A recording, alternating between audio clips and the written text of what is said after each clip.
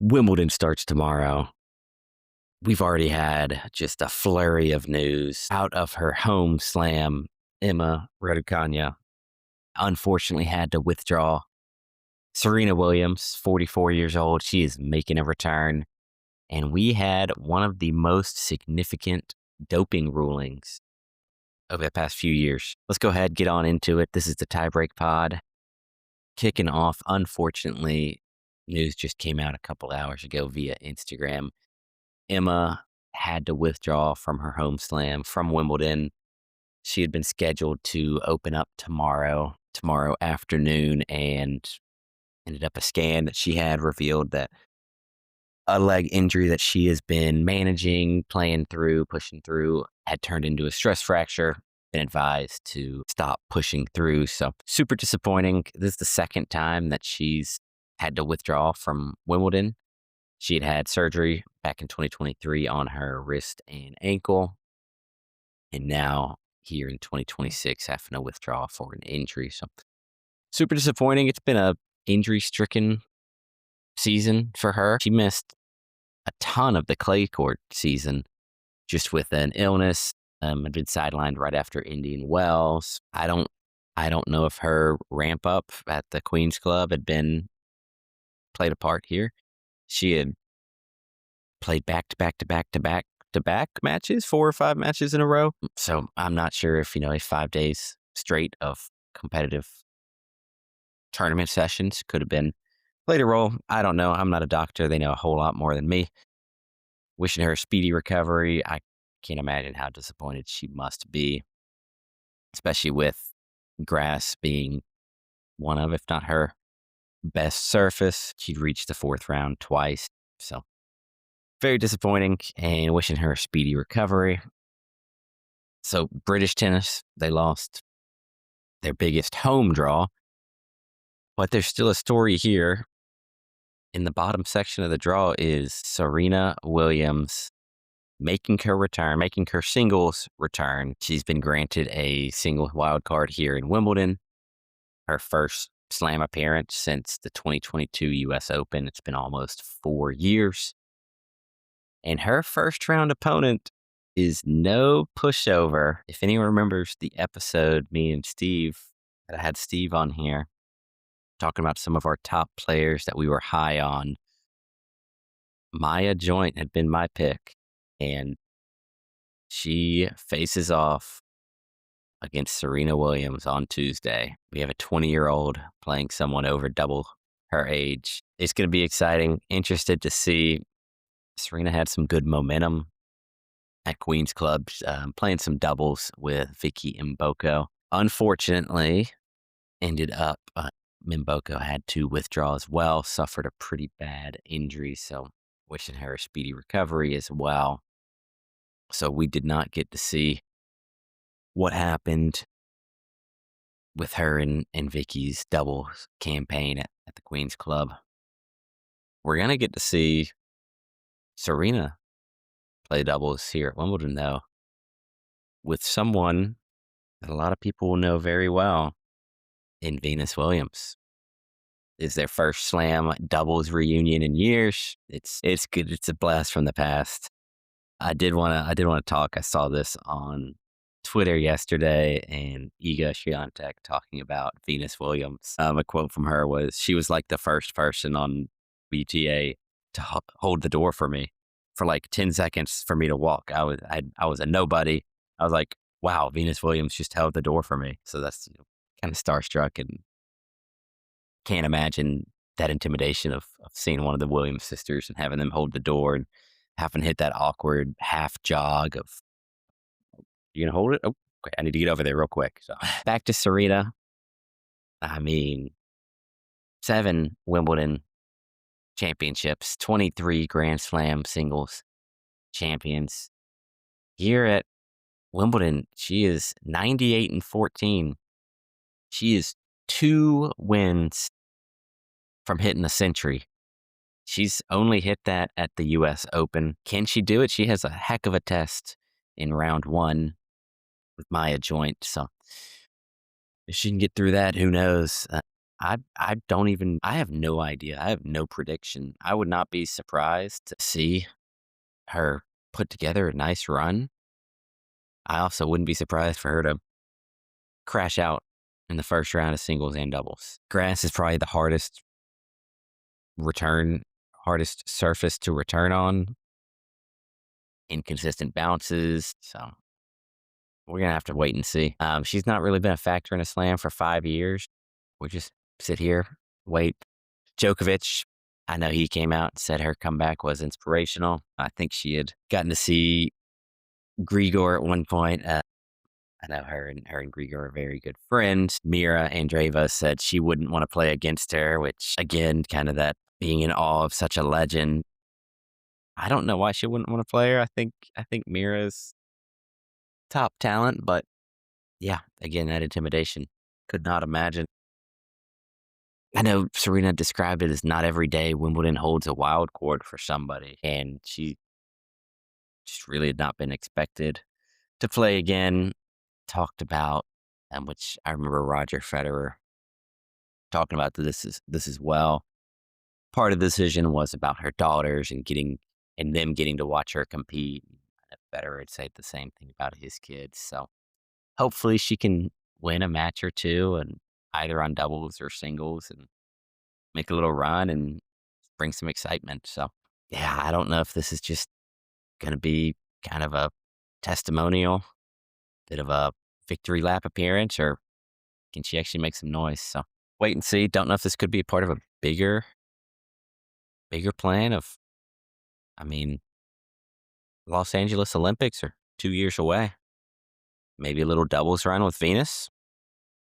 Wait and see. And now getting on to the doping story. We had, speaking of Wimbledon, the 2023 Wimbledon champ has been suspended for 4 years. Not for failing a drug test, refusal to submit to a drug test, which they treat just as pretty much the same, possibly worse than a positive test.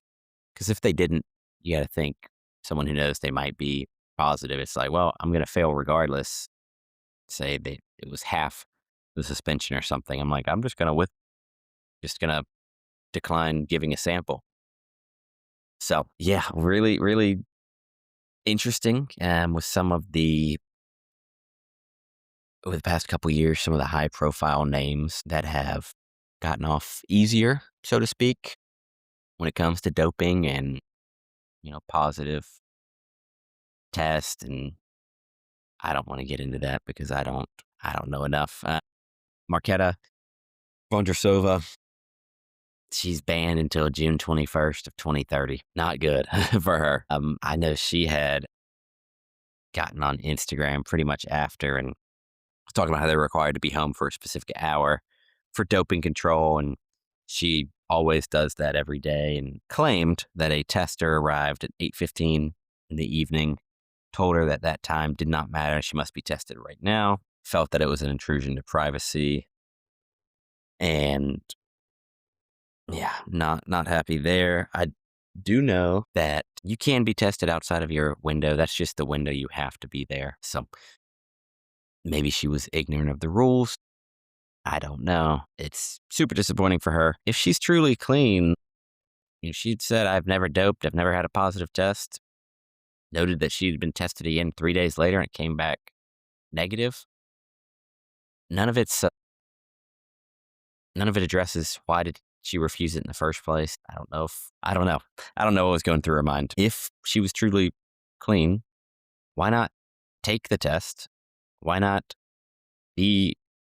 test negative and then turn around and complain, hey, it was late in the evening. It was someone who, in her mind, in her words, don't know if it's been proven or disproven, did not show credentials or whatever it was. So she can't play. She can't coach. She can't appeal. Don't know if that's going to do anything, but kind of looking broader, both of the last 2 Wimbledons, as well as some recent champs, have had some cases, doping adjacent. Yannick Sinner, he'd accepted a 3-month ban after testing positive for quote unquote contaminated. Same thing with Iga. got a 1-month ban. Simona Halep, she'd been hit with a 4-year ban, got that reduced to just under a year. But again, this is different. This wasn't a positive test. This was not testing positive, and because it was contaminated, this was refusal. And it's punished severely, like I said, so they can't choose to be non-compliant instead of giving a positive result. Can't the ITIA own language says player can't be allowed to end up better off refusing than testing positive. Is there some inconsistency? There's been critics around the wide variance of the penalties given. Rules do treat positive with contamination defense very differently than refusal or full on testing positive. I don't think that should be an issue. Again, I don't know well enough about what happened that night. I don't think there's video of audio of what was said, if this person identified themselves or not. I don't know what her headspace was when that happened. So, no, got a pretty positive response and some support from some of the players. Muchova, Sloane Stevens, Badosa, Castillo, they all publicly showed some support for her. Kind of interesting to see as far as I saw, I didn't see any big names, recent slam champs. So don't know, but I wouldn't have expected some of those that have had much shorter bans to kind of come to her defense or anything. So, but removes a former champ from where would she have fit in the draw? I don't know where she would fit in the draw. It's been 3 years since she had that run and captured her slam. So don't know, but I'm interested to keep following this story. It's not going to be the end. I know we're going to have appeals and we'll see what happens. I wouldn't be surprised if we get a significant reduction due to testing negative a couple of days after. So we're just going to have to wait and see and keep following this one. So if anything notable happens, I'll make sure to talk about it. And just really looking at the draw here at Wimbledon, of course, we have Carlos out with his wrist injury, which really hate to see. Picked that up back in April, so we're going on 3 months. Been some positive news around his training and what he's posted on social media, and hopefully going to be able to get back for the U.S. Open, and hopefully for the second hard court swing of the year. I know he'd be looking forward to defending his U.S. Open title. So, yeah, hoping for a speedy recovery. Hoping he continues to recover how he has. Back-to-back majors missed. Super disappointing for him. He does love Wimbledon. So, speedy recovery. Can't wait to see him back. Him and Sinner. They've had some epic matches, and hopefully we'll continue to have more, and they both can stay healthy. Zverev, he has inherited the number 2 seed here at Wimbledon, captured his maiden slam at Roland Garros. Jannik, of course, is the overwhelming favorite right now. Djokovic, he's the number 8 seed, but in his half of the bracket, sitting the number 1 seed, Jannik Sinner. We could see a semifinal between the two of them. That'd be a little headliner. Also got to talk about, there's a bit of a heat wave going on. We're going to see another early exit for Sinner. Zverev's not great on grass.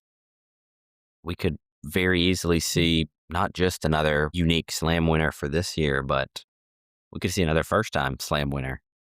Or we could see number 25. So, yep. Got the American contingent. We got Shelton, Fritz, Tiafoe, and Tommy Paul.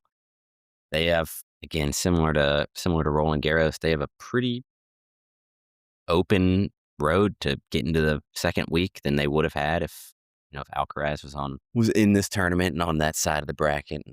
We've had 2 different we've actually had 3 different men over the last 3 majors. We've had, so far this year on both sides, we've not had a repeat slam winner, both on the men's and women's side. So would love to see that continue.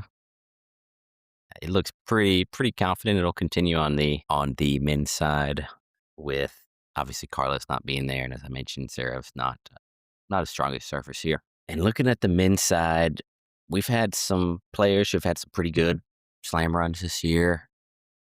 Bit of a question mark on the grass surface. Touched on Zverev. He's not made a Wimbledon quarterfinal in his career. Lost in the first round last year. It's 3 weeks from going from the clay season to grass. And yeah, if he does end up, making a run, and let's just, assume the bracket's totally chalk. Him and Sinner's 10-0. The last 6 of those have been in straight sets. So be interesting to see if he can change it up a little bit. Flavio Caboli just got runner-up at Roland Garros. Just cracked into the top 10 for the first time. Bit of uncharted territory. He made his name on clay this year. Not made a lot of noise in the grass. And of course, can't forget João Fonseca, 19-year-old from Brazil. He defeated Djokovic at Roland Garros. Super exciting player, young player, but again, he is completely unproven on grass at this level. On the flip side, we've had some players who traditionally have been pretty strong on grass, but they've not had deep runs in slams this year, or they've just been totally disappointed in slams this year. Looking at Taylor Fritz, that was an awful. As an American, seeing an American just flame out like that was disappointing. But looking at these players, Jack Draper, former world number 4, he's fallen out of the top 100. He has dealt with injuries, back injury, huge upside if he's healthy. But if he's healthy, is the biggest gatekeeper there. Cam Norrie, he's the top British player in the draw. The semifinalist from 2022. He's good on grass, but he doesn't get talked about enough. Decent form this year. He made it to the quarters at Indian Wells, made it to the quarters at Barcelona. Taylor Fritz, he's made it to the semifinals here. Lost to Carlos Alcaraz, who he does not have to worry about now. He had some good grass season tournaments to open at Stuttgart and Halle. But he's going up against Jack Draper in round 1. That is a brutal opener for both of them. Ben Shelton, lefty, big serve. I mean, almost tailor-made for grass. Won at Stuttgart. He was a finalist at Halle. He hasn't gone deep at a major recently, but we know he can. And just, can he put it together outside of the serve? On the women's side, kind of looking at those players that had good 2026, but, a bit of question marks on the grass. Mira, I don't know. I mean, fresh off her maiden slam, and she has a 3-1 lead on Sabalenka head-to-head, but if they match up, it's going to be in the semifinal. It'll be her first time playing Arena on grass. That's a bit of an unknown. That's a question mark. Speaking of Sabalenka, she's never won Wimbledon. She's gotten to 3 semifinals here, coming off losses, both at the Aussie and the French, of course. And what's she gonna do? I don't know. I mean, you're not gonna really escape it deeper in the tournament. But this year, I don't know if there's a player I wouldn't want to play more than Mira in a slam this year. I mean, that could just be recency bias talking. Coco, I mean, she won the 2025 French Open. She did lose out round 3 this year, but we know the talent's there. We know she's kind of a counterpuncher. She can just hang around. Grass traditionally has been a tough surface for her, so we'll have to really see how much these serve and forehand improvements have helped her. We got Alina Rybakina. She's going to be the number 2 seed. She's probably the most obvious grass specialist. I mean, she's had a good 2026. Obviously, she won the Australian Open. She's struggled on grass so far this year. She had a quarterfinal loss at Queens. At Berlin, she had a fourth round. She had a somewhat early exit there as well. She might have struggled on it this year, but in 2022, she did win Wimbledon. She's got the big serve. She's a big hitter, and that can definitely play to her advantage here and on grass. Amanda Anisimova, she was a finalist here last year. She's not really had that deep run this year, but we'll have to wait and see. Krejcikova, she's a past champ here. Can she recapture some of that magic? I don't know. And then also we got, of course, the defending champ, Iga Swiatek. She's the 3 seed, but she's defending. No woman has defended Wimbledon successfully in 10 years. 2016 is the last time it happened. That blows my mind. She's even mentioned in some of her pre-tournament pressers that it's something that's puzzling to her. Some wild cards that we, I guess quote unquote wild cards. Let me back up. Not actual wild cards. It's just me saying a figure of speech there. Mboko being out. Obviously, we hate to see that. World number 9. Does that maybe open the door for someone to get a little further in there? I don't know. We have a new video review system here at Wimbledon, able to challenge certain calls electronically. Don't know how that's gonna happen. Britain's own Dan Evans, he's retiring from professional singles tennis. He lost out in qualifiers. This Wimbledon's the end of the road for him. He is going to play in doubles in the main draw there. So Stan and Grigor, they both got some wild cards for the main draw. Grigor, he's one that just injuries. So excited. Such an exciting player to watch. And he always caught the wrong end of the injury stick. So I hate to see that, of course. And then the Stanimal, you got to mention him. This is, the farewell for him. He's captured 3 majors. And would love to, if he could somehow win a couple matches. He's not going to make a deep run here. Maya Trolinska, she's seeded 20th, but she had to get a wild card for injury. A little crazy, but I think I touched on the logistics around that and why the deadline had passed. So not like, there had been some talk of if she was going to have to qualify or not. So glad she was able to get through there.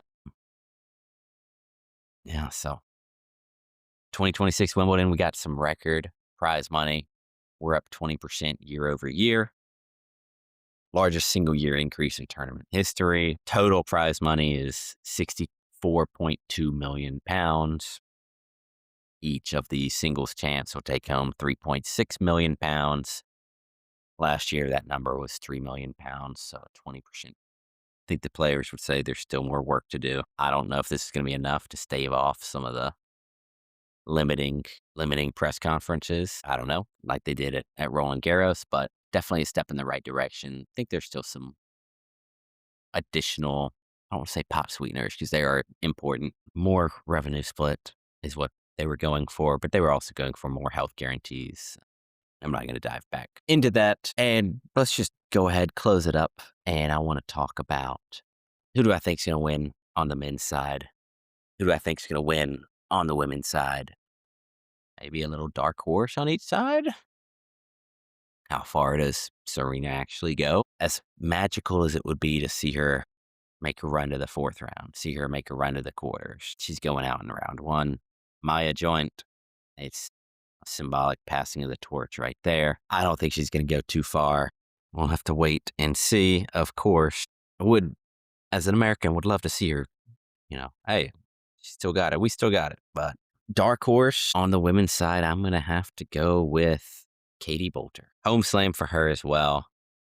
And by dark horse, I don't think she's going to make it to the semis, but she's going to be one. She could pick off a couple of early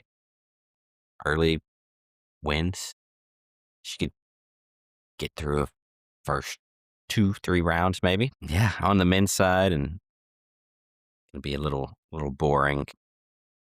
I think Cam Norrie's going to have a good showing. I mean, he's seeded 25th, 26th, something like that. Don't think it's super surprising, but I think he could make a decent little run. Obviously, he made a run here in the past, but he's not talked about enough. He needs to be talked about more. Women's champ, this is going to be the first successful title defense for Iga. She's capturing it 2 years in a row. Lock it in. She's not going to have to wonder. Well, she's going to have to continue to wonder during her pressers of why am I different? And I'm able to successfully defend this title and others aren't, but she's not going to have to wonder why that stat is the way it is. She's taking it home. On the men's side, is it going to be number 25? No, it's not. I think this is a bit of the last hurrah for actually being competitive at a slam for Novak. I think he makes it to the quarterfinals. I've grown up a Djokovic fan. I would love to see him capture number 25. I don't think it's going to happen. I think Jannik Sinner, make it boring, overwhelming favorite. I think he's going to win it. He's going to be the 2026 champ. And we're going to have Sinner and Iga have to dance again at the champions dinner because didn't even realize. But yeah, they're the defending. So thank y'all for tuning in.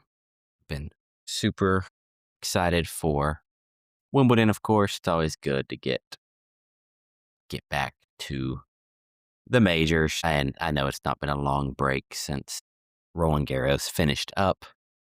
It's going to make this run after Wimbledon to the U.S. Open feel very long. And then after that, we got the ATP finals. But yeah, it's such a good time of the year for tennis.